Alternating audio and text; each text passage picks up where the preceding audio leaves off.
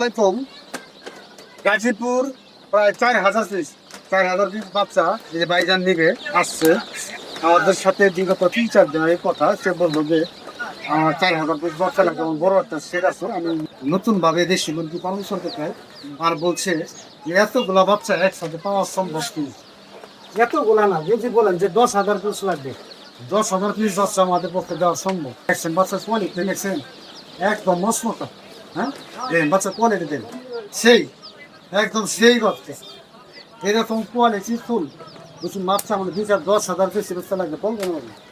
একবারে দিলে দিবে বাজারে এই বাচ্চাগুলো যে দিলাম, বাচ্চাগুলো কি ঠিক আছে দেন? হ্যাঁ ঠিক আছে, হ্যাঁ? সমস্যা নেই। পানি পানি খাবার সমস্যা নেই। হ্যাঁ, বাচ্চা ঠিক দোয়া আছে। দোয়া করেন আপনি খুশি যাতে হলে বুঝেন। নেওয়ার পরে এরকমটা যেন ঠিক এই রাখতে যে পারি। আমার আল্লাহ বলে আমি আপনাকে 100% ভালো কোয়ালিটির মাল দেওয়ার চেষ্টা করব বা দিচ্ছি, আপনি ভালোটা ধরে রাখবেন। ওইটাই এটাই হলো আমাদের নিশ্চয়তা। এখন আমাদের কাছ থেকে যারা মালগুলো নেয় তাদের বারবার বলি যে আমরা ভালো কোয়ালিটির মাল দিচ্ছি কিন্তু। এটা দেখেন, তারপরে যাওয়ার পর কি হবে না হবে এটা আমরা আমার কাছ থেকে আসলে সঠিকটা বোঝাই না। আচ্ছা, আচ্ছা। প্রত্যেকটা কাস্টমার বলি সঠিকটা বোঝাই নেন, এই আপনারা তাই বলতেছি সঠিকটা বোঝাই নেন।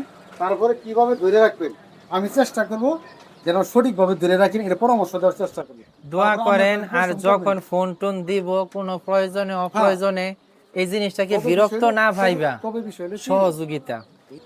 আপনি যখন বেশি বাচ্চা নিয়েছেন আমরা এক্সট্রা আমার কথা হলো যাতে আমি ফোন দিলে আপনাকে পাই, ঠিক আছে? আর যাতে এখান থেকে নেওয়ার পর আরো নেওয়ার আমার আগ্রহ বাড়ে, আপনাদের তত্ত্বাবধানটা যেন ঠিক থাকে।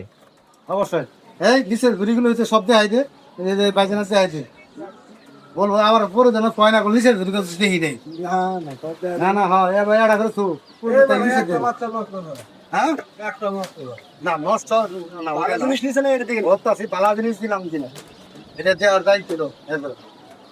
বাচ্চা এখন বেশি বাচ্চা সুন্দর আছে কিনা দিলে 500 করে বাচ্চা প্রতি বোরিংয়ে দিবেন।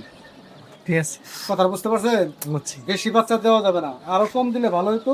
এখন 2 বান্ডিল আড়া করে বুড়া দিবেন, আচ্ছা, কম বাচ্চা বুড়া করবেন, বেশি বাচ্চা বুড়া করার দরকার নেই। বুঝছি। বেশি বাচ্চা বুড়া করলে যে ক্ষতিটা হয়, বাচ্চা এক জায়গায় চাপ লাগবে, মারা যাবো, বা মনে করেন ভয় পাইলে এক জায়গায় সব ধরো নিচে যেটা পড়ছে মারা যাবো। কথা বলছেন, এই হলো সমস্যা। অল্প বাচ্চা বোরিং করতে কই, আর লাঠি রাখলে একটা পলিথিন বান্ধ দেবেন, বাড়ি দিবেন, ছেড়ে যাবো না।